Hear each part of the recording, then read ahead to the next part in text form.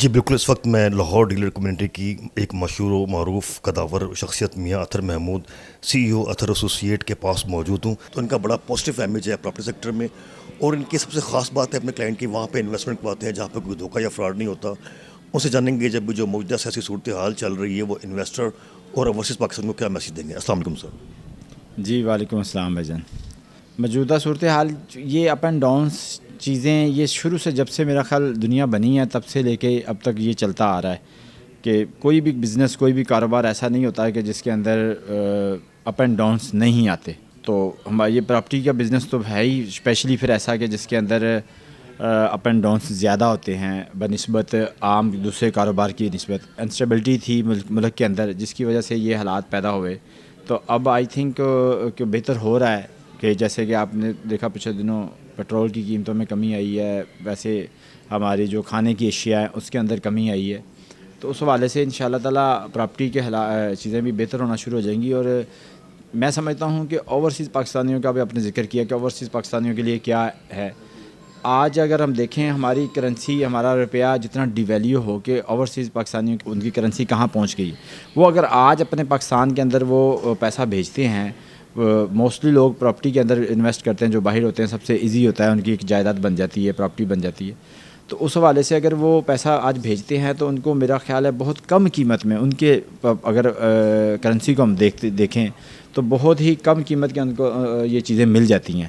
اور کل کو اگر ہمارا روپے کی ویلیو اپ ہوتی ہے جو کہ انشاءاللہ ہونی ہے تو اس حوالے سے ان کو یہ بڑی سستی چیزیں کاسٹ کریں گے. سر یہاں تک پہنچنے کا سفر کے حوالے سے بتائیں، اور آپ کی اطہر ایسوسی ایٹ کی سکسیس آف کی کیا؟ جی یہاں تک آپ نے کہا سکسیس یہی ہے کہ انسان اپنی ایمانداری سے کام کرے. ہم نے بھی الحمدللہ جب میں نے یہ کام شروع کیا پراپرٹی کا تو اسی طرح جو زیرو سے سٹارٹ کیا اور کرتے کرتے الحمدللہ آج ہم یہاں پہ بیٹھے ہوئے ہیں. تو اس کے اندر یہی ہے کہ جو بھی آپ ایمانداری سے جو ہمیں ہمارا اسلام سکھاتا ہے، کسی کے ساتھ دھوکہ نہ کریں، فراڈ نہ کریں اور اپنا پورا بیسٹ دیں تو اللہ تعالیٰ کی ذات آپ کی مدد کرتی ہے، پھر آپ کو ترقیاں ملتی ہیں جیسا کہ آج الحمدللہ میں یہاں بیٹھا ہوں.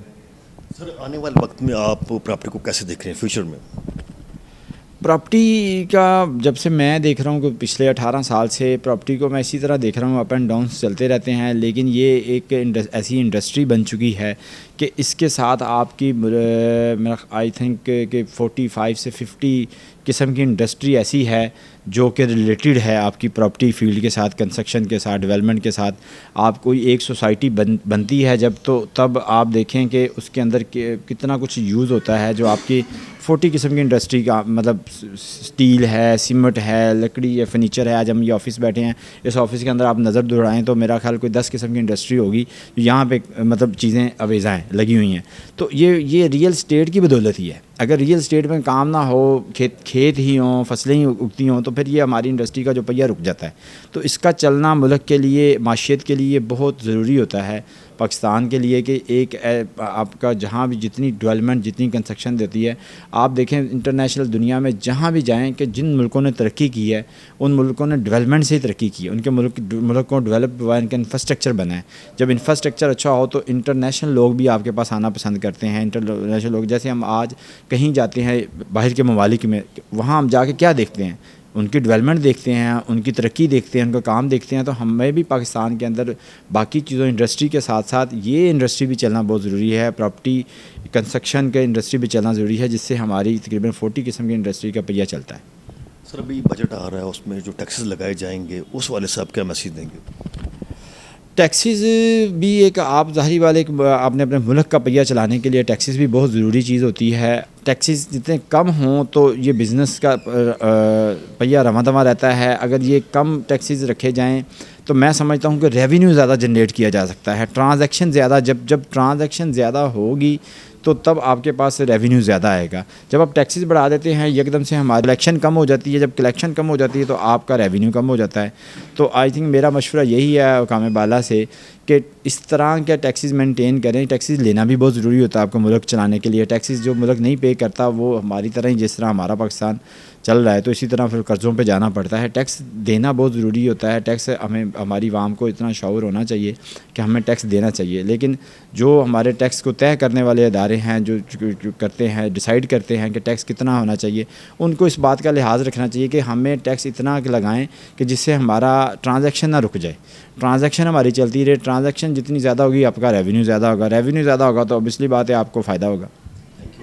For your valuable time. ہم بہت مشکور ہیں کہ آپ نے اپنے قیمتی ٹائم سے اپنا ویلیوبل ٹائم دیا. جی تو ناظرین, یہ تھے اتھر ایسوسیٹ کے سی ای او میاں اطہر. انہوں نے بڑا اچھا میسج دیا پراپرٹی کے حوالے سے.